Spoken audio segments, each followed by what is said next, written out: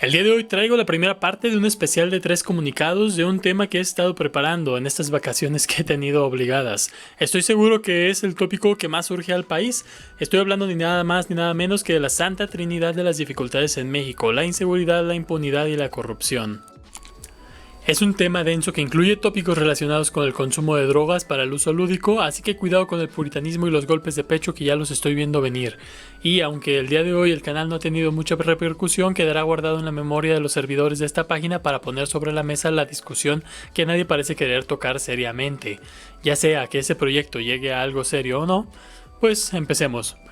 Hola, ¿qué tal? Muy buenas a todos y bienvenidos sean a la segunda temporada de Operación Águila Serpiente. Tenía un tiempo sin saludarlos. Comencemos en este corto análisis de la compleja panorámica de la violencia en México para no perder más tiempo. Si buscásemos el foco de los crímenes violentos, podríamos decir que se encuentra en el narcotráfico, especialmente en las conductas violentas con las que ciertos grupos defienden la llamada plaza, el lugar donde venden la droga, vaya. La escalada de violencia parece tener su exponencial con la aparición de las maras salvadoreñas en el sureste del país, dadas las prácticas sanguinarias que estos grupos realizaban, impulsando de esta manera a los cárteles locales a copiar dichas tácticas intimidatorias. El grueso de los homicidios violentos, de acuerdo a semáforo delictivo, se encuentra en esta categoría. Un 80% de los homicidios y feminicidios son producto del crimen organizado, o lo que es igual, 4 de cada 5 homicidios en este país está relacionado a peleas de plazas, tácticas intimidatorias, venganzas, víctimas cercanas a personas relacionadas a cárteles, emboscadas a agentes, tiroteos, secuestros y demás. Pero, ¿qué pensarían si les digo que todo lo que les estoy platicando es el síntoma y no la raíz? Es decir, que la ignición de la violencia no está directamente relacionada con el tráfico de drogas, sino que es retroactiva y mantenida por una serie de factores que nada tenían que ver con todo este descontrol. Decimos eso, pero pensemos en esto como un árbol. Ese 80% de homicidios son todo el desmadre que conlleva, sería el tronco, no las raíces, las cuales vamos a encontrar todas las políticas públicas y leyes que permearon la formación de grupos delictivos. Son las condiciones también biopsicosociales y los antecedentes económicos de la población mexicana que permite que crezca esta situación. No se preocupen, voy a explicar todas y cada una de las menciones que estoy haciendo. Así que comencemos con el origen. El crimen organizado tiene entre sus principales funciones la producción, el tráfico y la venta de estupefacientes. Para fines prácticos vamos a tratar a estos tres como una sola actividad: el tráfico ilegal de armas, la trata de personas y el sicariato. Y si bien algunas de las vertientes dedicarán también su tiempo a la ganadería o al huachicol e incluso algunas otras actividades, son las primeras 4 las que vamos a examinar, al no ser herramientas para el blanqueo de dinero, pasatiempos o métodos secundarios para la adquisición de efectivo. Todas estas dependen e interactúan una con la otra, pero 3 de ellas tienen la peculiaridad de ser dependientes de una, lo que significa que si erradicamos esta función de la ecuación, las otras variantes tenderán a la desaparición casi sin la necesidad de una intervención directa. Me explico. El negocio de los estupefacientes permite el ingreso de efectivo, inyecta capital a las otras 3 variables para mantener sus labores, es decir, el sicariato, la trata de personas y el tráfico de armas por sí mismas no resultan ser rentables, aunque sí que separaremos la trata de personas como una empresa aparte cuando se trate de secuestros con fin de pedir rescates o la prostitución forzada de personas. El sicariato no es por sí mismo una labor natural dentro del ambiente mexicano, ya que con esto tampoco vamos a descartar que exista quien realice dicha labor por cuenta propia. En este caso son los mismos narcotraficantes quienes demandan trabajadores en dicho rubro, oferta y demanda, ofreciendo una paga por ello. De la misma manera, las armas son un bien de consumo que los mismos cárteles para su protección utilizan. Hasta aquí nada que no se sepa, por favor no me maten. Sin la necesidad de proteger con la vida a la empresa, no habría la necesidad tampoco de contratar sicarios, sino meros guardias de seguridad, ni compra de armamento, ya que estarían protegidos como cualquier otra empresa y podrían dedicarse a hacer crecer el negocio, aumentando la calidad de los productos y compitiendo en el mercado con mejores experiencias, lo que permitiría mayor rentabilidad, como todos.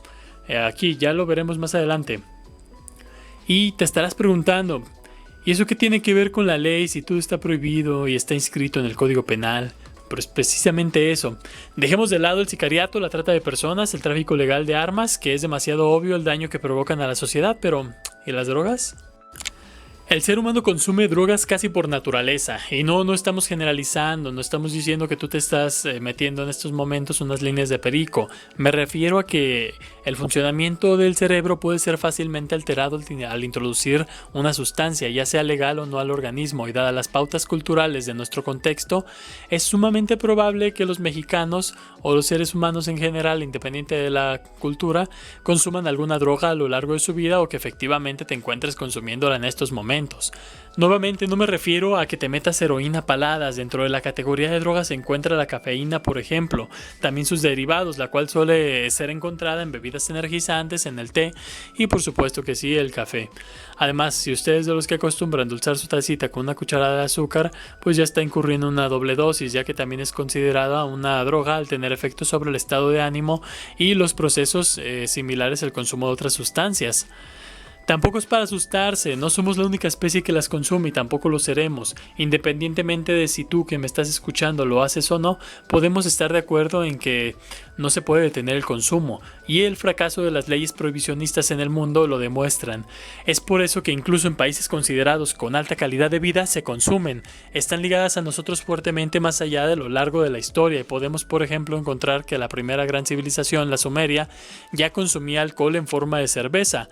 De lo que trata más estas líneas es acerca de copiar y adaptar las estrategias que han funcionado para otros países y de esa manera disminuir la violencia.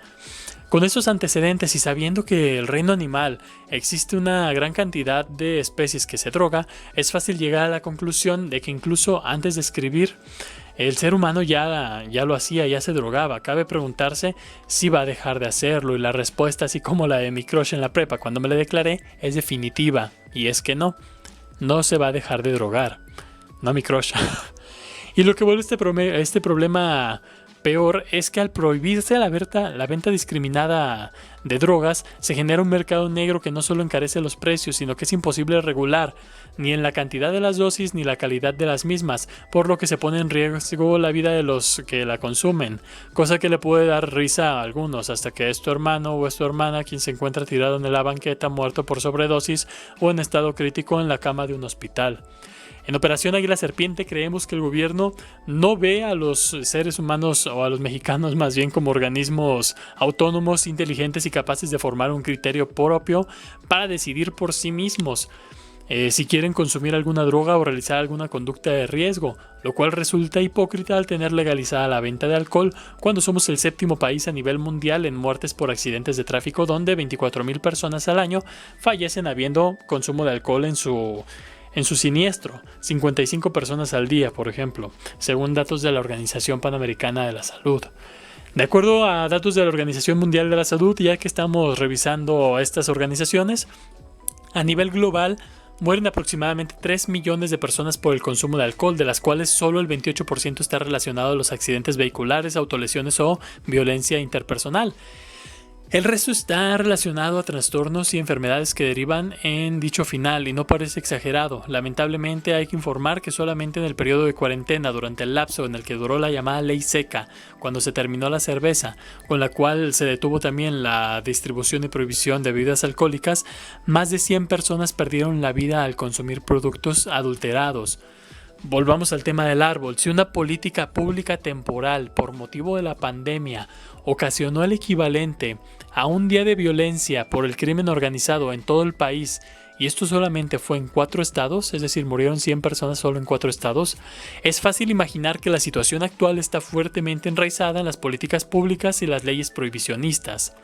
Pero sigamos con los memes, porque el tabaco mata, según datos del propio IMSS, a 135 personas al día, o lo que sería igual casi 50,000 personas al año, es decir, mueren más personas por tabaquismo que por el crimen organizado, y aún así es legal el cigarrillo. Incluso conociendo estos datos kafkianos, pareciera irreal que el gobierno no tome medidas drásticas para resolver la inseguridad que vivimos los mexicanos, y parecieran estar inmersos en su propio mundo de fantasía, en sus casas, en sus colonias acomodadas, lejos de las combis, que más que herramientas de transporte parecen un banco latinoamericano, donde subes esperando obtener un beneficio, pero lo más probable es que terminas comiéndote la deuda de ese celular que todavía no terminas de pagar.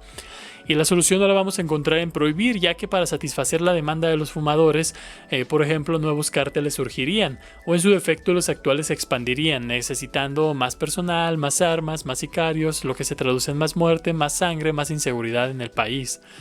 No hablemos de las bebidas energéticas que están provocando un aumento en las muertes por ataque cardíaco en personas menores de 30 años y el azúcar que pues bueno, tenemos más de 100,000 muertes relacionadas al alto consumo de azúcar. De ahí mi rabia hacia los grupos que afirman que la salud no está relacionada con la forma de tu cuerpo y que nos tenemos que aceptar sea cual sea nuestra figura. Pero bueno, eso ya va a ser otro tema de un video diferente. Estamos hablando de que en México las leyes no solo están respaldadas por personas hipócritas, sino que son en sí contradictorias, ya que por ejemplo permiten la venta de drogas que provocan más la muerte de cerca de 200,000 personas al año, si no me fallan los cálculos, y prohíben la venta de otras drogas, por ejemplo en 2017 que representaron menos del 6% de las muertes relacionadas a la droga. Todas las fuentes las voy a dejar en la descripción. Sin mencionar que al dificultar el acceso a las drogas el uso de inhalables toma fuerza, muchas veces para suplir la necesidad de una droga que ya no se puede pagar. Productos que no están hechos para el consumo humano y que pueden ocasionar adicción y muerte súbita desde el primer uso, así como daño orgánico grave y trastornos mentales. Y podrías decir, no, pero es que las drogas están relacionadas a los traficantes y hay mucha muerte y hay mucha sangre detrás de ella. Y yo te voy a decir, pues sí, güey. Mientras sea ilegal, cualquier bien de consumo o servicio que tenga una demanda va a tener que ser comerciado en la clandestinidad, y eso va a generar mafias detrás de cada producto que van a querer defender su empresa con la vida. Esto ya se vio con el alcohol en Estados Unidos, y una vez legalizando su consumo, la tranquilidad se hizo presente. He ahí que en Ámsterdam, por ejemplo, en Honduras, Y empeora todavía, estas políticas prohibicionistas generan ese mercado negro donde se comercian y ofrece además labores con un mejor salario que los trabajos precarios de poco más de 3,000 pesos al mes. Pese a la peligrosidad de las tareas, la alta remuneración lo vuelve más atractivo y mantiene un reclutamiento constante para la expansión del negocio o para suplir las muertes de los anteriores integrantes. Y sí, señor, se puede poner peor, porque si no quieres trabajar en el negocio existen las llamadas escuelas del miedo, en las que personas ordinarias son secuestradas y obligadas a convertirse en sicarios. Aquí es donde está la trata que comentaba al inicio, siendo torturadas y asesinadas una cantidad de personas indefinidas en el proceso de aprendizaje de tan escalofriante labor. Podemos encontrar relatos de personas reclutadas a las cuales se le obligaba a participar o a perder la vida si se negaban, matando de diversas maneras e incluso devorando a personas en su camino de convertirse en sicarios para acostumbrarse y desensibilizarse a la violencia. Esto va mucho más allá que las escuelas del miedo en Guanajuato, donde se destripaba ganado vivo para desensibilizarse a la muerte y la sangre. Y de no hacer algo al respecto corremos el peligro de que esta situación, que como pareciera no poder, empeore más. Pero todo lo que estoy diciendo es lo que no solemos ver. El árbol de la violencia apenas brota y son los cientos de miles de muertes violentas registradas en su tronco. Por la parte monetaria y tributaria, al mismo tiempo se crea una economía sumergida, miles de millones de pesos en consumo de drogas que jamás van a pagar un peso en impuestos. Se estima que al año se generan en México 600,000 millones de pesos, cifra que duplica las farmacéuticas. De esos 600,000 no vemos ni un solo peso en el ISR y solo lo vemos reflejado en el IVA con el desayunito que le compran a la señora en la tienda o con las camionetas que van a utilizar para expandir su dominio y el miedo en el país. Si el negocio de las drogas fuera legalizado con un ISR tranquilito, digamos de un 15%, México recaudaría, por ejemplo, un tanto de 90,000 millones de pesos al año. Un precio mucho más justo, creo yo, a vivir con el miedo latente de ser emboscado por el rival y con la tranquilidad de todos los mexicanos. Políticas públicas que no brinden de factores de protección a la agricultura también están aquí, en las raíces. Deficiente atención al campo combinada con una mala venta que vuelvan poco rentable la agricultura generará los cultivos que surtan de suministros a los narcotraficantes, lo que a su vez significará pérdidas en el Producto Interno Bruto. Sigamos con las drogas. Las características biológicas de cada persona formarán parte también de los factores de riesgo o de protección contra el uso de estupefacientes. Es decir, puede ser que tú puedas heredar un sistema nervioso que fácilmente se enganche a vicios. Es un factor a tomar en cuenta, pero lamentablemente no diría que es el principal, ya que los principales son los factores psicosociales y los económicos en el papel de la protección o el riesgo. Sé que esto no va a gustar a muchas personas, pero se tiene que decir, y es que exista un mercado abierto de drogas no implica que tus hijos vayan a ser directo drogadictos, por lo que deberíamos de preguntarnos, ¿de verdad está justificado este temor? Si actualmente en tu casa no se consumen drogas, los lazos con tu familia son de confianza, mantienes una buena comunicación tanto afectiva como sobre las drogas con tus hijos, estás al pendiente de con quién se relaciona y las conductas que tiene con su grupo de amigos a los cuales conoces, bueno, no debería de significar ni una amenaza. De hecho, tus hijos tienen muchos factores de protección, es muy probable que no estén consumiendo ningún tipo de sustancia en estos momentos y posiblemente ni lo lleguen a consumir. Si por el contrario tus hijos suelen irse a tomar y a beber y tú eres consciente de ellos, no tienes una comunicación con tu familia, dejas que tus hijos se junten con amigos a los que no conoces y que sabes que consumen X tipo de sustancia, o le permites la asistencia a fiestas de dudosa procedencia y reputación, pues qué te digo, hay una cantidad muy grave de factores de riesgo que las probabilidades de que tus hijos ya estén consumiendo drogas es muy alta, independientemente de la legalidad o no de estas mismas.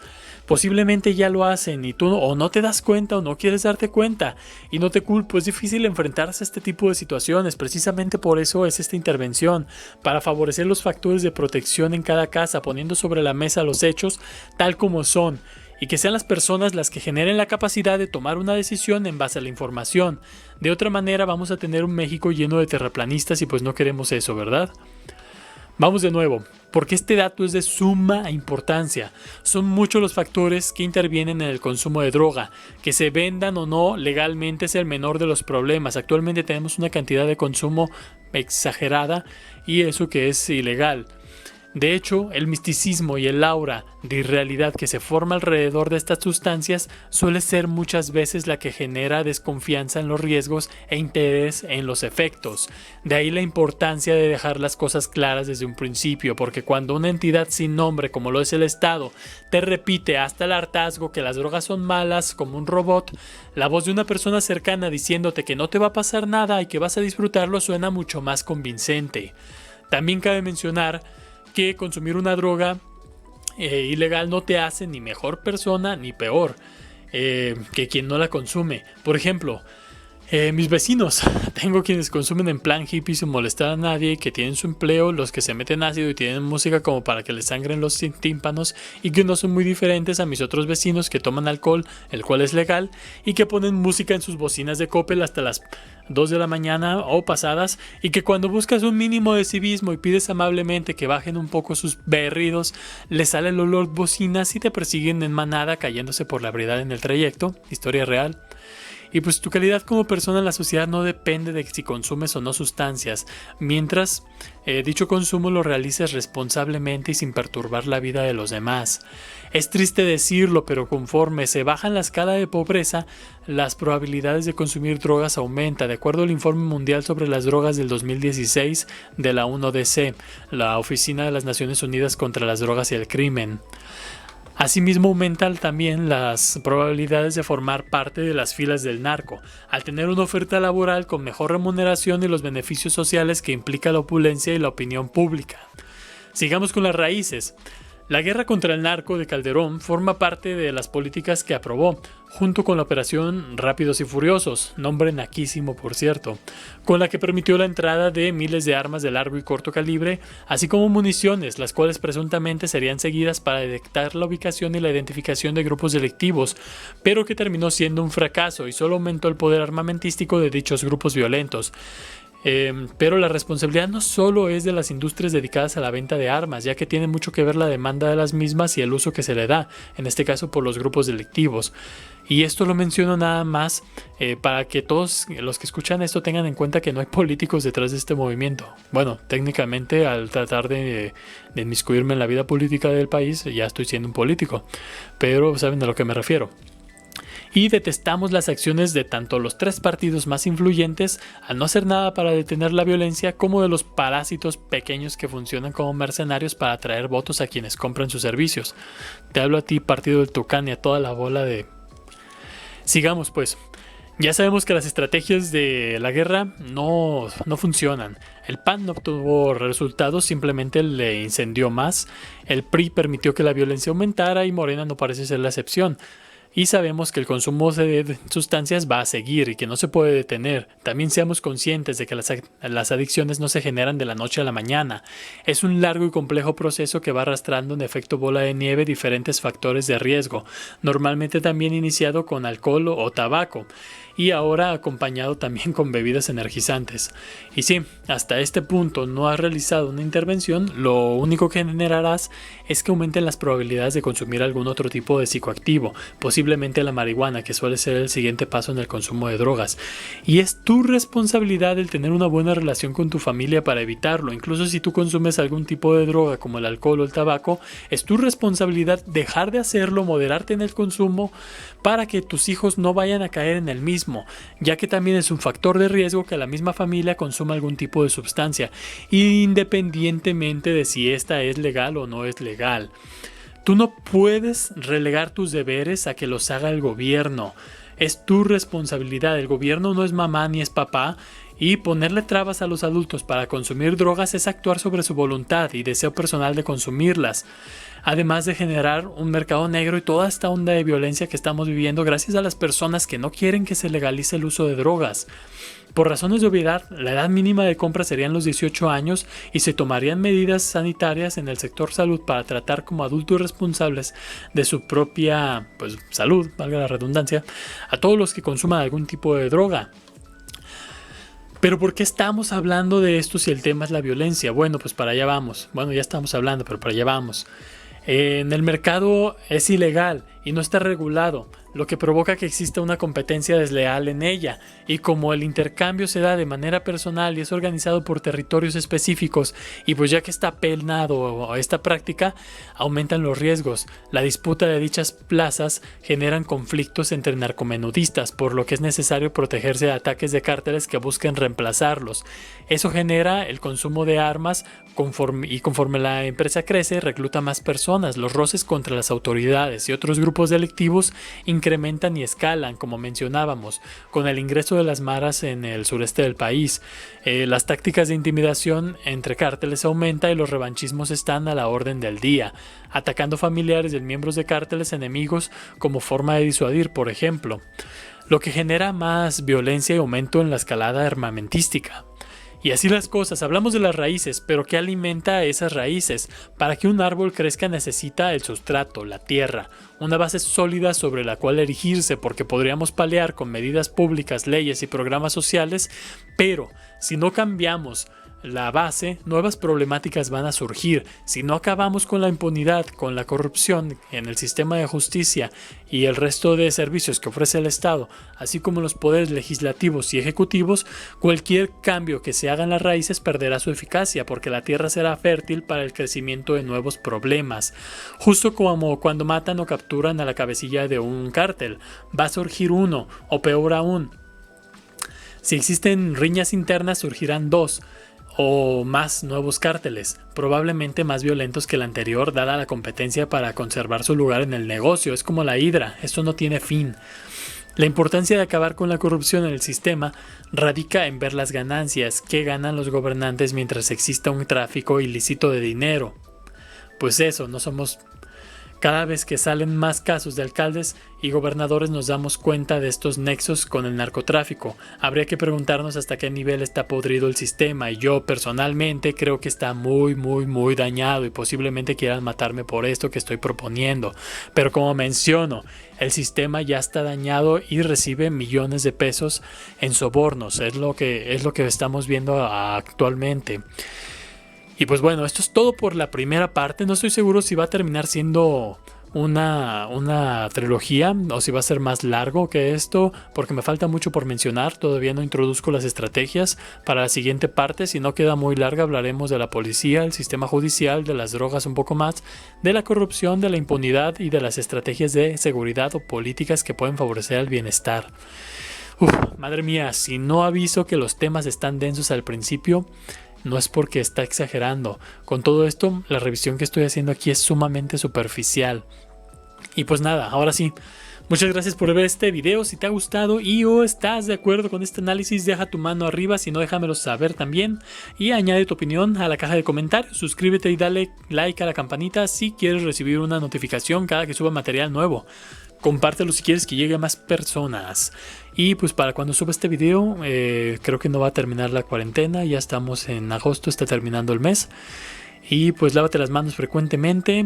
No olvides que te quiero y te deseo lo mejor. Un abrazo y hasta que la vida nos lo permita.